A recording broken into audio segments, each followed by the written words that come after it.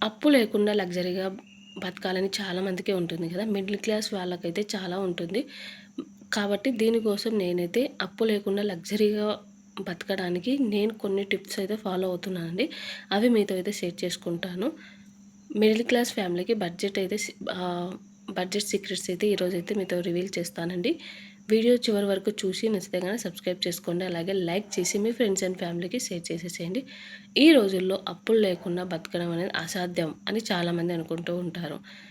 ఇదైతే ప్రతి ఒక్కరూ 99% మెంబర్స్ అయితే చాలామంది ఇలానే అనుకుంటూ ఉంటారండి. కానీ ఎప్పుడూ కూడా ఏది అసాధ్యం అని అనుకోవద్దండి. ఏది అసాధ్యం కాదు. అన్నీ మనం చేయగలము.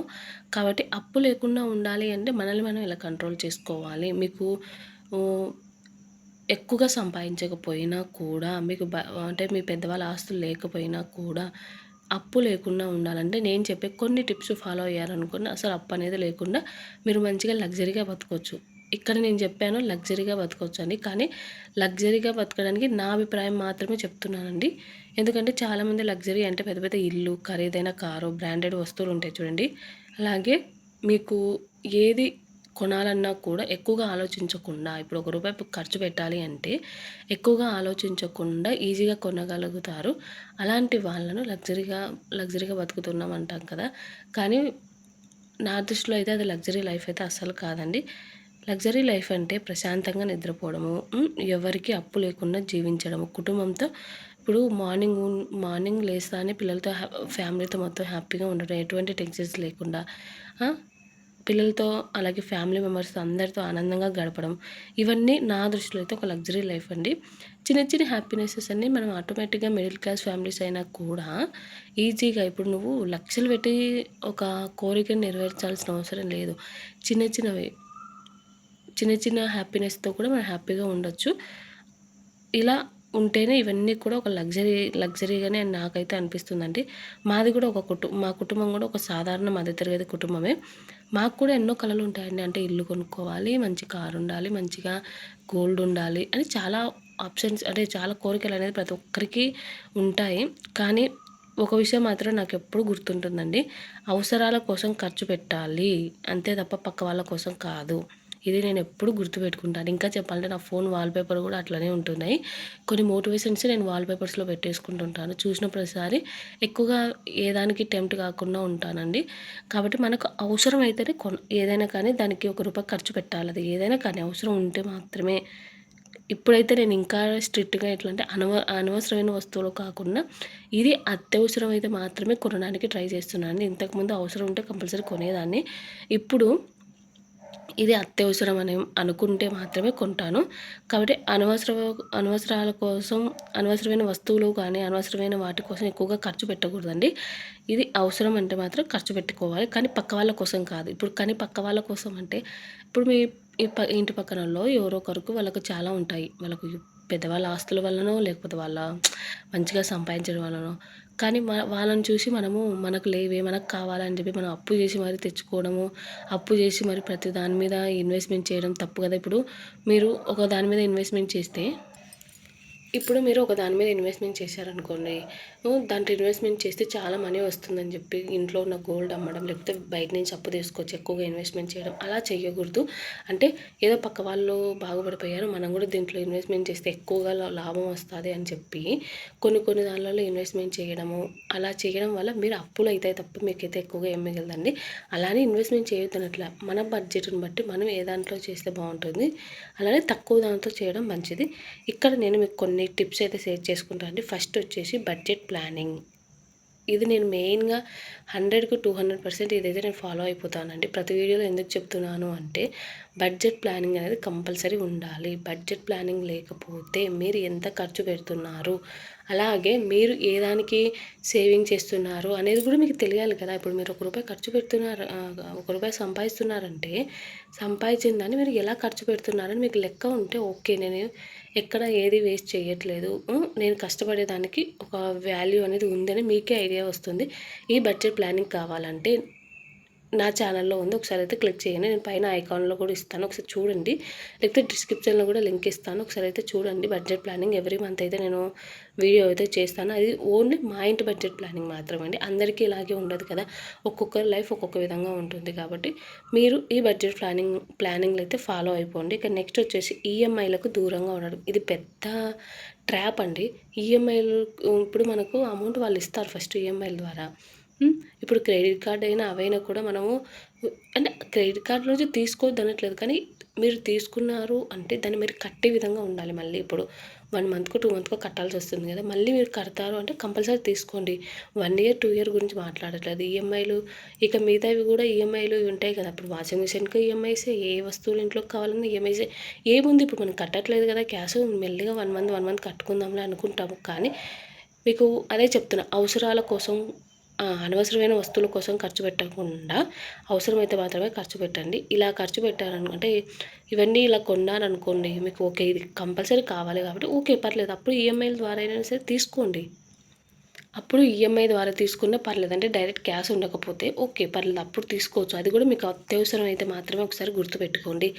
అవసరానికి, అనవసరమైన దానికి, అత్యవసరమైన దానికి చాలా తేడా ఉంటుందండి.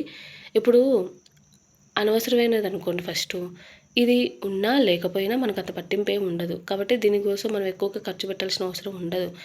ఇది అత్య అన ఇప్పుడు అనవసరమైన విషయం చెప్పాను కదా, అవసరం అంటే అవసరం అంటే ఇప్పుడు ఈ అవసరమైన వస్తువు ఇది దీన్ని ఇప్పుడు కొన్నామనుకోండి, ఓకే కొంటాము, దీంతో మనం యూజ్ చేసుకోవచ్చు. ఇది లేకపోయినా కూడా వేరే దాంతో దీనిలాగానే యూజ్ చేసుకునే విధంగా ఉంటే ఓకే, అప్పుడు దీన్ని కొనాల్సిన అవసరం ఉండదు. ఇది అత్యవసరం, దీనికి ఎలాంటి వేరే ఆప్షన్స్ ఉండవండి. కాబట్టి అత్యవసరం అంటే కొనేసేయాలి. కాబట్టి మెయిన్గా అత్యవసరం అనే టాపిక్ను గుర్తుపెట్టుకోండి. మ్యాక్సిమం ట్రై చేయండి, పర్లేదు. ఇప్పుడు మనం ఒకటి ట్రై చేస్తూ ఉంటేనే కదా మనకైతే తెలుస్తుంది ఓకే ఏ దానికి పెట్టాలి అనేది. ఇక నెక్స్ట్ వచ్చి అందుకే ఈఎంఐలకు కొంచెం దూరంగా ఉండడానికి ట్రై చేయండి. కొంచెం కష్టమే, బట్ ట్రై చేయండి. నేను మొత్తానికి బంద్ చేయమని చెప్పట్లేదు, కొంచెం ట్రై చేయడానికైతే చూడండి. దీనివల్ల మనకు తెలుస్తుంది ఓకే, ఎక్కువగా ఈఎంఐస్ లేకపోతే ఎక్కువగా మెంటల్ టెన్షన్ అయితే ఉండదు కదా, కట్టాలని.